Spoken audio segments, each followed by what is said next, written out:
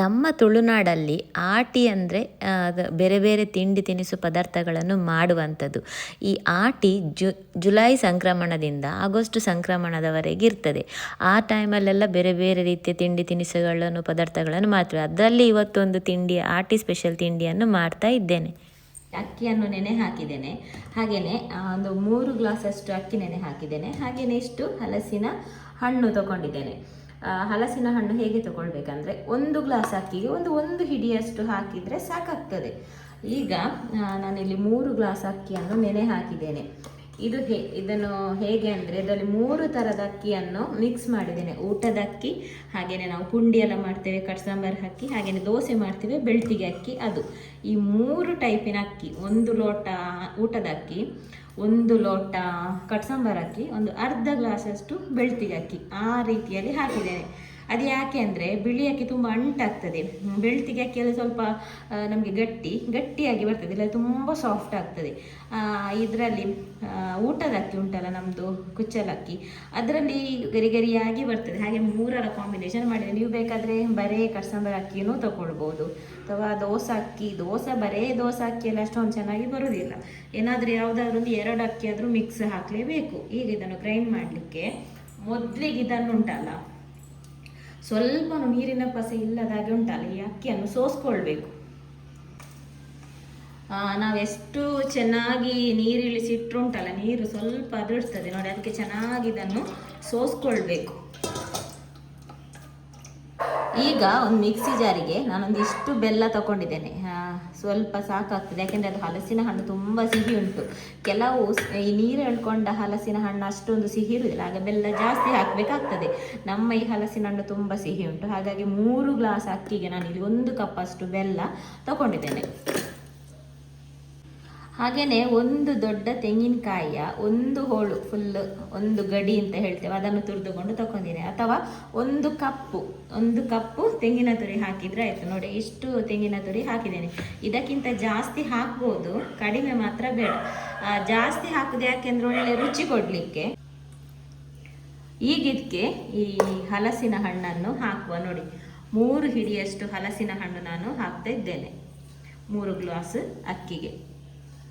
ನೋಡಿ, ಕರೆಕ್ಟಾಗಿದೆ. ಈಗ ಇದಕ್ಕೆ ಸ್ವಲ್ಪ ಉಪ್ಪು, ನಾನು ಇಲ್ಲಿ ಒಂದು ಅರ್ಧ ಸ್ಪೂನಷ್ಟು ಕಾಳು ಮೆಣಸು ತಗೊಂಡಿದ್ದೇನೆ. ಹಾಗೆ ಒಂದೇ ಒಂದು ಏಲಕ್ಕಿ ಹಾಕ್ತಿದ್ದೇನೆ. ನಮಗೆ ಏಲಕ್ಕಿ ಫ್ಲೇವರ್ ಅಷ್ಟೊಂದು ಇಷ್ಟ ಆಗುತ್ತೆ, ಅದಕ್ಕೆ ಒಂದೇ ಒಂದು ಹಾಕ್ತಾ ಇದ್ದೇನೆ. ಇಷ್ಟ ಆದವರು ಮತ್ತು ಹಲಸಿನ ಹಣ್ಣು ತಿಂದರೆ ಹೊಟ್ಟೆ ನೋವು ಎಲ್ಲ, ಸ್ವೀಟ್ ತಿಂದರೆ ಹೊಟ್ಟೆ ನೋವು ಅಂತೆಲ್ಲ ಇರುವವರು ಸ್ವಲ್ಪ ಏಲಕ್ಕಿ ಒಂದು 2-3 ಹಾಕ್ಬೋದು. ಈಗ ಇದರಲ್ಲಿ ಒಂದು 4 ಅರ್ಧದಷ್ಟು ಅಥವಾ ಒಂದು 4 ಕಾಳು ಮೆಣಸನ್ನು ಇದಕ್ಕೆ ಹಾಕ್ತಾ ಇದ್ದೇನೆ. ಈಗ ಗ್ರೈಂಡ್ ಮಾಡುವಾಗ ಬಾಕಿದನ್ನು ಹಾಗೆಯೇ ಇಡ್ತಾ ಇದ್ದೇನೆ. ಈಗ ಮೊದಲಿಗೆ ಇದನ್ನೆಲ್ಲ ಗ್ರೈಂಡ್ ಮಾಡಿ ತರುವ. ತುಂಬ ನೈಸ್ ಅಲ್ಲ, ಸ್ವಲ್ಪ ಒಂದು ಮಿಕ್ಸ್ ಆದರೆ ಸಾಕು. ಯಾಕೆಂದರೆ ನಮಗೆ ಇದರಲ್ಲಿ ಸ್ವಲ್ಪ ನೀರು ಬಿಡಬೇಕು. ಈ ಹಲಸಿನ ಹಣ್ಣು ಗ್ರೈಂಡ್ ಆಗುವ ಸ್ವಲ್ಪ ನೀರು ಬಿಡ್ತದೆ, ಆ ನೀರು ಬಿಡಬೇಕು. ಅದಕ್ಕೋಸ್ಕರ ಇದು ಸ್ವಲ್ಪ ಗ್ರೈಂಡ್ ಮಾಡುವಂಥದ್ದು. ನೋಡಿ, ಇಷ್ಟು ಗ್ರೈಂಡ್ ಮಾಡಿದ ನಂತರ ಈ ನೀರಿಳಿದಂಥ ಅಕ್ಕಿಯನ್ನು ಸೇರಿಸಬೇಕು. ನೀರಿದ್ರೆ ಜಾಸ್ತಿ ಅದು ನೀರಾಗ್ತದೆ.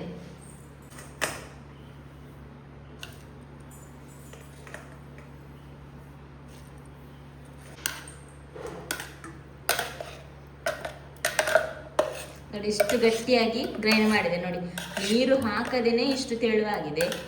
ನೀರೇನಾದರೂ ಹಾಕಿದ್ರೆ, ಈಗ ನಾನು 2 ಸಲ ಗಟ್ಟಿಯಾಗಿ ಗ್ರೈಂಡ್ ಮಾಡಿ ಮಿಕ್ಸ್ ಎಲ್ಲ ಮಾಡಿದ್ದೇನೆ.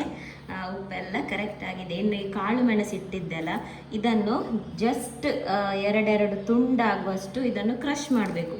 ತುಂಬ ಪುಡಿಯಲ್ಲ, ಜಸ್ಟ್ ತುಂಡು. ನೋಡಿ, ತುಂಡಾಗಿದೆ, ಅಷ್ಟು ಪುಡಿ ಮಾಡಿದರೆ ಸಾಕು, ತುಂಬ ನೈಸ್ ಆಗೋದು ಬೇಡ. ಆ ನಂತರದಲ್ಲಿ ಒಂದು ಅರ್ಧ ಕಪ್ ಅಷ್ಟು ತೆಂಗಿನಕಾಯಿಯನ್ನು ಈ ರೀತಿ ಕಟ್ ಮಾಡಿ ಹಾಕ್ತಾ ಇದ್ದೇನೆ. ಇದು ಜಾಸ್ತಿ ಕೂಡ ಹಾಕ್ಬೋದು, ಮಧ್ಯೆ ಸಿಗುವಾಗ ಒಳ್ಳೆಯದಾಗ್ತದೆ. ಆದರೆ ಈ ಹಲಸಿನ ಗಟ್ಟಿ ಉಂಟಲ್ಲ, ಸ್ವಲ್ಪ ಈ ಪಿತ್ತ ಅಂತ ಇರುವವರಿಗೆ ತೆಂಗಿನಕಾಯಿ ಆಲ್ರೆಡಿ ಗ್ರೈಂಡ್ ಮಾಡುವಾಗ ಹಾಕಿದ್ದೇವೆ. ಇನ್ನು ಹೀಗೆ ಪೀಸ್ ಮಾಡಿ ಕೂಡ ಹಾಕಿದರೆ ತುಂಬ ಪಿತ್ತ ಪ್ರವೃತ್ತಿಯವರಿಗೆ ತುಂಬ ಎದೆ ಉರಿ ಆ ಥರ ಹುಳಿ ತೇಗೆಲ್ಲ ಬರ್ತದೆ. ಅದಕ್ಕೆ ಅಂಥವರು ಸ್ವಲ್ಪ ತೆಂಗಿನ ತುರಿ ಕಡಿಮೆ ಮಾಡಿದರೆ ಆಯಿತು, ಏನು ಪ್ರಾಬ್ಲಮ್ ಇಲ್ಲ ಅಂತಿರುವವರು ಇದಕ್ಕಿಂತಲೂ ಜಾಸ್ತಿ ಹಾಕ್ಬೋದು. ಆದರೆ ಸ್ವಲ್ಪ ಆದರೂ ಹಾಕಬೇಕು, ಅದು ಮಿಡ್ಲು ಕಾಳು ಮೆಣಸು ಮತ್ತು ಆ ಥರ ತೆಂಗಿನಕಾಯಿ ಪೀಸ್ ಸಿಕ್ಕಿದ್ರೇ ಒಂದು ತಿನ್ಲಿಕ್ಕೆ ಒಂದು ಮಜಾ ಬರ್ತದೆ, ಸೂಪರ್ ಆಗ್ತದೆ. ಈಗ ಚೆನ್ನಾಗಿ ಮಿಕ್ಸ್ ಎಲ್ಲ ಮಾಡಿ ಆಯಿತು.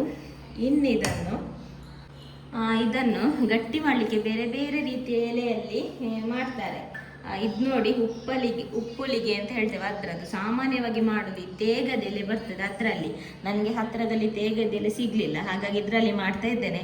ತೇಗದ ಎಲೆ ಅಥವಾ ಈ ರೀತಿ ಇದಕ್ಕೆ ಉಪ್ಪುಲಿಗೆ ಎಲೆ ಅಂತ ಹೇಳ್ತೇವೆ. ಅಥವಾ ಏನಿಲ್ಲ ಅಂದರೆ ಬಾಳೆ ಎಲೆ ಫ್ಲೇವರ್ ಕೂಡ ಒಳ್ಳೆಯದಾಗ್ತದೆ. ಯಾವುದಾದ್ರೂ ಒಂದು ಎಲೆಯಲ್ಲಿ ಇದನ್ನು ಹಾಕಿದರೆ ಆಯಿತು. ನಾನಿಲ್ಲಿ ಈ ಉಪ್ಪುಲಿಗೆ ಎಲೆ ತಗೊಂಡಿದ್ದೇನೆ. ಇದರಲ್ಲಿ ಸ್ವಲ್ಪ ಹಿಟ್ಟನ್ನು ಹಾಕಿ ಮಡಚಿ, ಜಾಸ್ತಿ ಹಿಟ್ಟು ಹಾಕಿದರೆ ಬೇಯಲಿಕ್ಕೆ ತುಂಬ ಹೊತ್ತು ಬೇಕಾಗ್ತದೆ. ನೋಡಿ ಈ ರೀತಿ ಫೋಲ್ಡ್ ಮಾಡಿ ಇಡ್ಲಿ ಪಾತ್ರೆಯಲ್ಲಿ ಆಲ್ರೆಡಿ ನೀರು ಬಿಸಿಯಾಗಲಿಕ್ಕೆ ಇಟ್ಟಿದ್ದೇನೆ. ಈ ರೀತಿ ಫೋಲ್ಡ್ ಮಾಡಿ ಇಡುವಂಥದ್ದು. ನೋಡಿ ನೀರನ್ನು ಮೊದಲೇ ಕುದಿಲಿಕ್ಕೆ ಇಡಬೇಕು, ಆನಂತರ ಈ ರೀತಿ ಹಿಟ್ಟು ಹಾಕಿಟ್ರೆ ಏನಾಗುದಿಲ್ಲ. ಆವಾಗ ಉಂಟಲ್ಲ ಸ್ವಲ್ಪ ಹಿಟ್ಟು ನೀರಾದ್ರೂ ಉಂಟಲ್ಲ ಏನಾಗುದಿಲ್ಲ. ನೋಡಿ ಬಾಳೆ ಎಲೆಯಲ್ಲಿ ಮತ್ತೆ ನಾನು ಇನ್ನೊಂದು ಎಲೆ ತೋರಿಸಿದೆಲ್ಲ ಅದರಲ್ಲಿ ಹಾಕಿ ಈ ರೀತಿ ಎಲ್ಲವನ್ನು ಹಾಕಿ ಬೇಯಲಿಕ್ಕೆ ಇಡುವಂಥದ್ದು.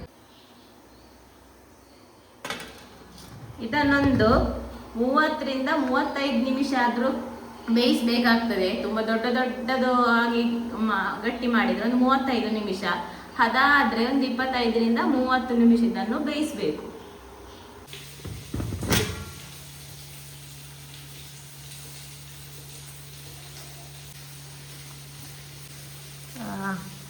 ಬಿಸಿಯನ್ನು ನೋಡಿ, ನಾನು ತೇಗದ ಎಲೆ ಅಂತ ಹೇಳಿದೆಲ್ಲ, ಆ ಎಲೆಯಲ್ಲಿ ಮಾಡಿದರೆ ಒಳ್ಳೆ ಬಣ್ಣ ಬರ್ತದೆ, ಕೆಂಪಗೆ ಆಗ್ತದೆ. ಇದು ನಾವು ಬಾಳೆ ಎಲೆಯಲ್ಲಿ ಮಾಡಿದ್ರಿಂದ ಬಣ್ಣ ಇಲ್ಲ.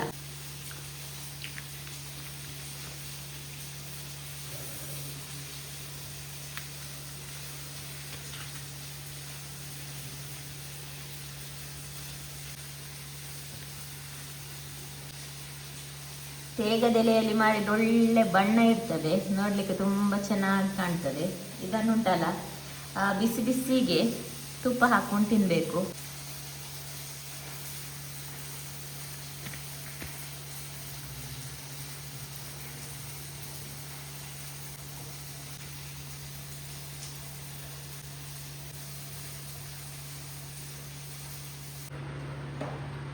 ನೋಡಿ ಇನ್ನೊಂದು ಎಲೆಯಲ್ಲಿ ಮಾಡಿದ್ದು ಈ ತರ ಬರ್ತದೆ. ನೋಡಿ ಇದ್ರದ್ದು ಸ್ವಲ್ಪ ಬಣ್ಣ ಚೇಂಜ್ ಆಗ್ತದೆ, ಬಾಳೆ ಎಲೆದು ಬಣ್ಣ ಚೇಂಜ್ ಆಗುದಿಲ್ಲ. ಇನ್ನಿದನ್ನು ಸ್ವಲ್ಪ ತಣ್ಣಗೆ ಆದ್ಮೇಲೆ ತಿನ್ನೋದಾದ್ರೆ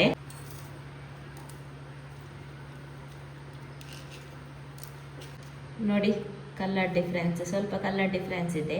ಇನ್ನು ಇದನ್ನು ತಣ್ಣಗೆ ಆದ್ಮೇಲೆ ತಿನ್ನೋದಾದ್ರೆ ಇದನ್ನು ಸ್ವಲ್ಪ ಫ್ರೈ ಮಾಡಬೇಕು, ತೆಂಗಿನೆಣ್ಣೆಯಲ್ಲಿ ಅಥವಾ ತುಪ್ಪದಲ್ಲಿ.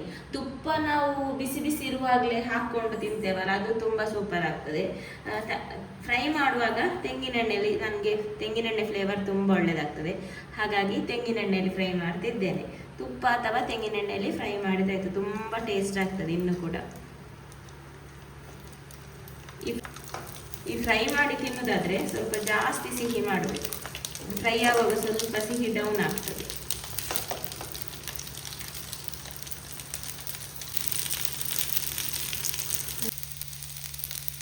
ಟರ್ನ್ ಮಾಡಿ ಫ್ರೈ ಮಾಡಬೇಕು. ಈ ತೆಂಗಿನಕಾಯಿ ಎಲ್ಲ ನೋಡಿ, ತೆಂಗಿನಕಾಯಿ ಕಾಳು ಮೆಣಸೆಲ್ಲ ಟರ್ನ್ ಮಾಡಿ ಫ್ರೈ ಮಾಡಬೇಕು, ಒಳ್ಳೆಯದಾಗ್ತದೆ. ಒಳ್ಳೆ ಬಣ್ಣ ಬರುವಷ್ಟು ಫ್ರೈ ಮಾಡಬೇಕು.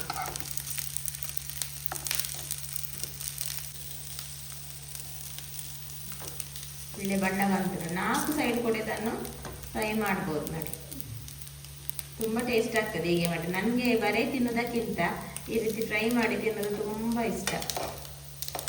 ಸಂಜೆ ಟೀಗೆ ಉಳಿದ್ರೆ ಫ್ರೈ ಮಾಡಿ ತಿನ್ನಬೇಕು.